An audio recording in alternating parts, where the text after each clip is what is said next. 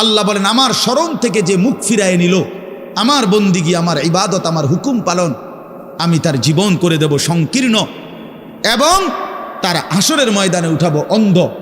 এই জীবন সংকীর্ণ করার একাধিক তাফসির, এর মধ্যে একটা তাফসির হলো এইটা যে আল্লাহ জীবন সংকীর্ণ করে দিবে মানে তার কবরের মধ্যে তার কবরটাকে একেবারে সংকীর্ণ করে দিবে। আল্লাহ রসুল বলছে নাফরমানের কবর রাইখা যখন ফেরেশতা চলে যাবে, কবর ডান পাশের মাটি তারে একটা চাপ দিবে বাম দিকে, বাম দিকের মাটি এক ডান দিকে, আল্লাহর কসম ডান পাশের হাড্ডি পাঁজর ভাইঙ্গা ডান দিকে বাম দিকে চলে যাবে, বাম দিকের হাড্ডি পাঁজর ভাইঙ্গা।